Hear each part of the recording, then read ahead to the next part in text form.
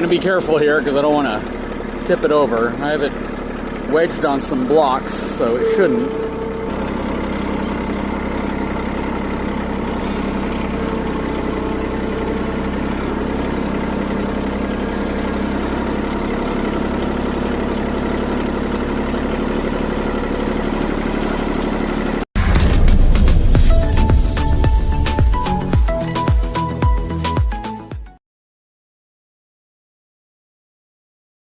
Okay, so it is that time. We are going to be installing our new B&W fifth wheel to gooseneck adapter. That's actually what they call it. I think it actually says it down here somewhere on the sticker. We'll be replacing the Gen Y Executive. This was the one that was kind of custom made to give me the space that I needed for the over rail clearance on the truck, to basically give me that clearance that's so important from this perspective right here.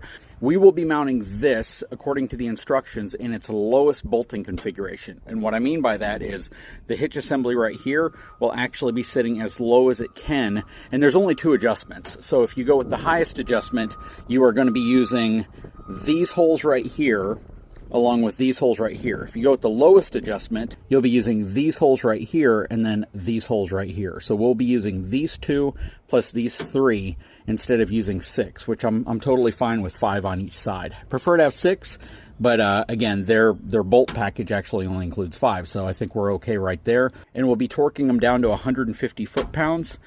But yeah, the first thing we need to do is get the Gen Y unbolted. As you can see, I've put the tractor bucket like right in a pretty good location to catch it as we remove the weight, and I can lift it up a little bit more so we can kind of rest it down inside of the bucket. Then hopefully just move the tractor over, slide this one in, and get it mounted in place. So I want to take a quick moment and give a huge shout out to today's video sponsor, and that is Liquified. They make an absolutely awesome assortment of RV toilet treatments, as well as a toilet bowl cleaner and gray tank treatment. New is their Liquishine product. This is their wash and wax, safe for both RVs and auto.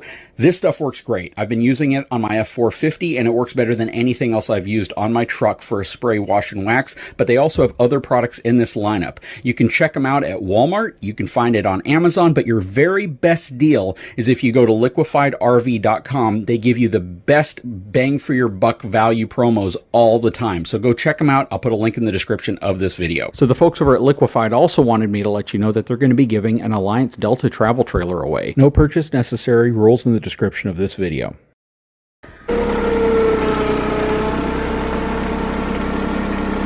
This is actually a lot harder on a tractor than you might think, because a tractor is definitely not a precision tool. So first thing I'm going to do is tilt the bucket, or curl it up. Probably near as far as I can go. And if I can get at least one bolt on the back end, then that'll be a big accomplishment. Alright, let's see what happens here.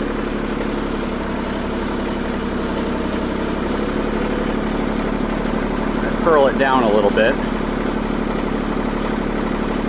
Again, I got to go really, really slow.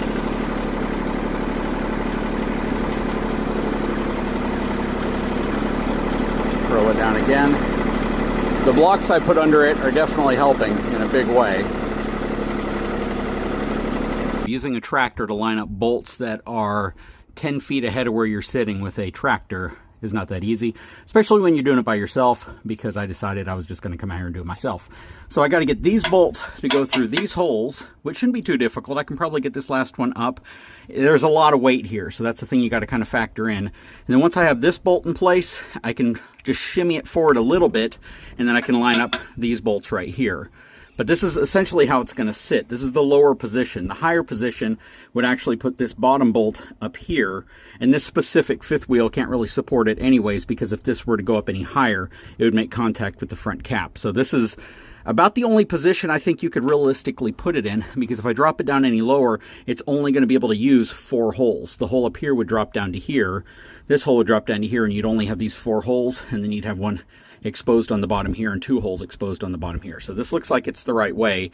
And you know, all the measurements you want to take aren't going to amount to much if your limitation is a physical obstruction. So let's see if we can get this in place before the hydraulics relieve any pressure on the tractor and the holes are way off. Okay, a couple more precision movements, and I think I got it close enough to where I can get this bolt through, and then maybe that one right there.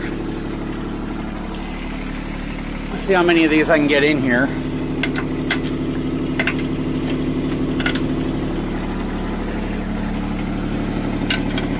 That's probably not going to go in. Well, I can probably shimmy it. Okay, so again, a few tiny little movements. Once I got the bolts in right here, I actually put all three in right here at first, kind of stabilize everything. But once I got to that point, I could make some tiny little movements to get the rest of these in. Now, these are all grade 8 bolts, which are great. They don't have a separate washer and a separate lock nut on the back. Instead, they use nuts that actually have kind of teeth or serrated edge on the inside of the nut, and then on the bolt itself, it also is kind of a self-locking bolt as well. So it's kind of a different thing. The only thing I kind of prefer about these are that it's a larger area to kind of disperse force. I don't think that's really needed. I think there's so many bolts in here, and as you can see, I actually used 2 additional bolts that I had from the Gen Y hitch I removed to fill all 6 holes on each side, so a total of 12 fasteners, which is overkill. They say you really only need 5 on each side, which is what they provide, 10 total. But yeah, I'm going to torque these down to 150 pound-feet, which is what they say is right at the minimum of where you want it to be. You don't need to go above that, but you don't definitely want to go below that.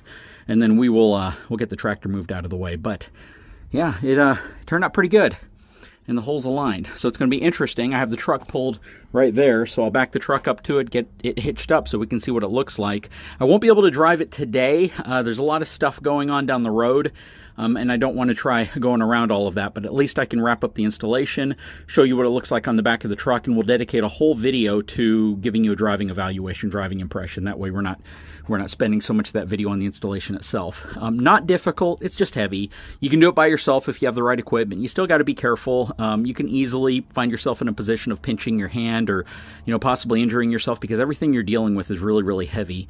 That said, though, we're about to wrap this one up as far as install, then we'll be able to, again, take measurements on the truck. You know, I gotta admit, I like the chains. They're hooked on both ends. So you just hook one end right here, and that's all reinforced. Let's see if I can get in here and show you. So that's all reinforced right there, and then the other end's also a hook. So removing the chains is pretty dang straightforward. That's pretty awesome. And then I usually just hook the chain right around this little lip right here. Still need to throw the breakaway on, and then I need to grab my, my torque wrench and torque all these down real quick before we wrap up the install video. And real quick before I do that, when I look at the instructions here, even though it's designed for the PinBox that it's on, my PinBox mount is a little different. So this one doesn't taper down to an additional hole right here, which means I don't have the ability of dropping this down one level further and using 2 bolts here and 3 bolts right here. So I hope that's not going to be an issue with this setup. And this has the 1621 HD setup. There's definitely no room to move it further into the wings, but I can't drop it down any further without going to only 4 bolts, and they require a minimum of 5. So we have to kind of figure this out. It's 2 inches of difference. It might not account for too much, but once we hitch it up to the truck and we see what the measurement looks like, I'll get a much clearer picture in terms of what that over bed rail clearance is. But yeah, this is different than what they're showing in the picture here with their adapter, because their adapter is showing it tapering down to a hole where it says number 1 right there. That would technically be if this piece right here tapered down like that and had an extra hole there, which this one does not. So, but we'll see, we'll find out. It looks like it sits pretty low, so I can take a measurement from here down to here and get a pretty good idea on how close it would be to the Gen Y, but I think most people just want to see what it looks like on the actual truck. Okay, so we have all the tools put away, chains in place. I have the breakaway reattached to that bottom hole right there, which again, if this kind of went down, that's probably where that would tie into it, but we'll see how this works once we get everything in place. I think we have it in the best possible location it could be, only because we have 6 holes. This looks like it does stick down significantly further than the original Gen Y Executive we had that had to kind of be redesigned because it was too tall. So I think we'll be okay here, but something kind of cool. And I think this is only going to be on prototypes. That's actually magnetic. I think they only did that as kind of a temporary thing. I'm sure whenever they go into full production, it will be a permanent. That's actually what we saw in the prototype that they had at the eTrailer location when we first revealed this product. But what do you guys think? This thing is pretty dang cool.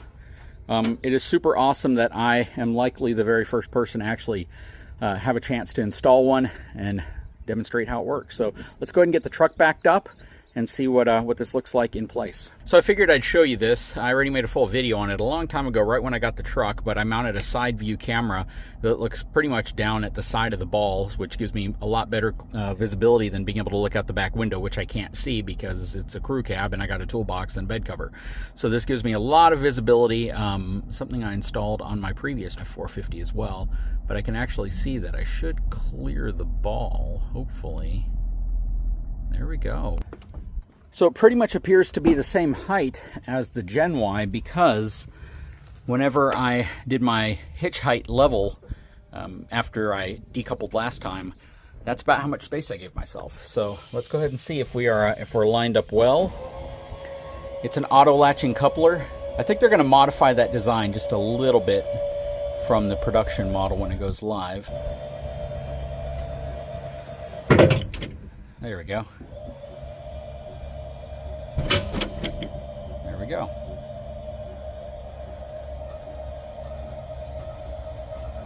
As soon as those landing gear get off the ground, I will tell you how I feel about the spacing.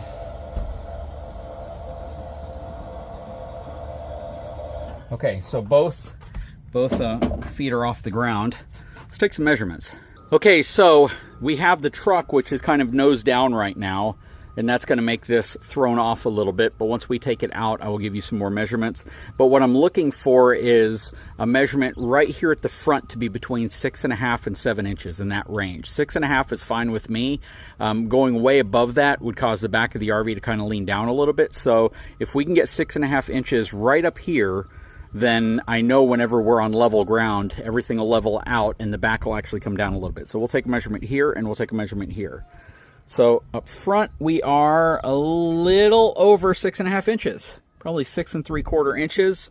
And at the back, we are at 6 inches, which means, again, once we level out, we should easily gain probably another inch back there, maybe 3/4 of an inch, and we should be in really good shape.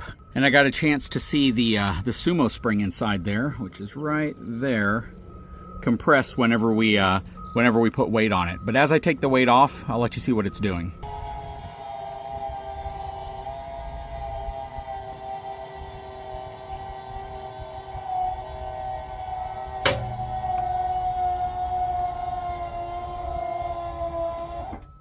So yeah, I got the coupler off the ball. It was a bit difficult. It came off, and I got it high enough to where it just kind of unlatched. So yeah, I think everything's working okay now. It's just it's a sticky system, I think, and it probably will kind of wear itself in or break itself in to work better over time. It might be because there's not a tremendous amount of grease in there. It's hard to say. Probably after the first couple times of towing, it'll work itself out and start working really well. But yeah, that was a bit of a tough move to get that off of the ball right now. You know, I figured before ending the video, I need to come back here and kind of see what was going on here. So this is in its closed locked position. I can see how that works. Then when you open it completely, so that might have been the issue. So if you look up in here, if you can see, let me see if I can get some light on here. All right, so if you can see this piece right here, that's kind of to the curvature of the ball. And then as it drops out, okay, so it is supposed to bring this back up to like this position, but it was actually bringing it a little bit too far down like this. So I think it was catching on this lip right here and it was kind of holding it shut. So it needs to be kind of in this halfway position right here to allow the ball to drop out perfectly. And yeah, as it starts to close, it does this number and it resets itself. So whenever the ball goes in place, it pushes this, springs that back, and then locks in place over it. And then you have a spot to put a padlock right here if you want to lock it in place for sure, or just add some security to it. What some people do is they'll put a 2 5/16 inch ball in here, put a lock in there to lock it. But what do you guys think? Again, I will throw links to this product in the description of all the videos that we filmed featuring this in case you're interested. eTrailer will sell it in both flavors and all sorts of different wing configurations. Again, they did inform me that this part right here is going to change a little bit between now and production, so they've probably introduced a minor improvement here, which is going to be great. I like it. It's a really, really cool setup. It looks beautiful. It's, again, probably the best looking fifth wheel PinBox replacement I've ever seen. It even looks better than any fifth wheel PinBox I've seen, but super cool looking. That's awesome. Great partnership between the two brands. But we'll be back real soon with a full towing impressions video, giving you an idea of what this feels like towing the Brookstone behind the F450, because we just took it out with the Gen Y, and I can give you a pretty good idea of what the difference feels like to me. Different type of motion as well. So we'll see. Guys, I sure hope you enjoyed the video. If you haven't had a chance, please take a moment, subscribe to the channel, give me a thumbs up. We'll talk to you again very soon.